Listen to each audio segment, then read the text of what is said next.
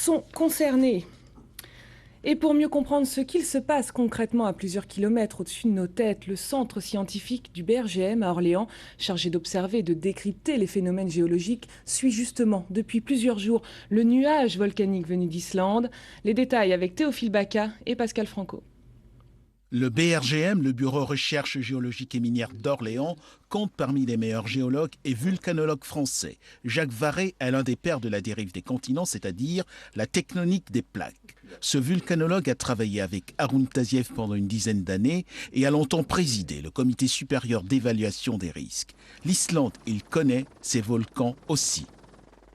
Le magma basaltique qui est à 1200 degrés et qui se trouve mis brutalement en contact avec de la glace, évidemment, produit un phénomène décuple, en fait, ou multiplie par 100 la violence de l'éruption. Et donc, effectivement, produit ce panache de cendres, de très fines particules de lave, finalement, qui sont pulvérisées au contact de la glace. Les spécialistes s'accordent à dire que le volcan a émis les 3 premiers jours 100 millions de mètres cubes de cendres dans l'atmosphère et 40 millions sous forme de coulées. Mais au-delà de ces chiffres, ce qui compte, c'est leur composition. Présence de gaz associés acides et présence de silice, l'équivalent du verre pilé dans les nuages de cendres.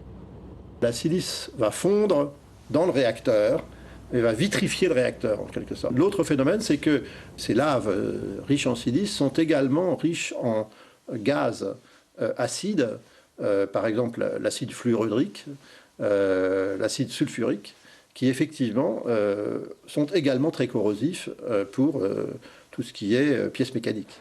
Dernier renseignement, le principe de précaution. Il a cloué au sol des centaines d'avions et fait plusieurs milliers de naufragés du ciel. En termes de bonne gestion, disons, du risque, plus tôt, plus vite, il est opportun de faire des mesures dans l'atmosphère pour vérifier la teneur en particules dans l'atmosphère et vérifier si cette teneur en particules est effectivement compatible ou incompatible avec la circulation aérienne.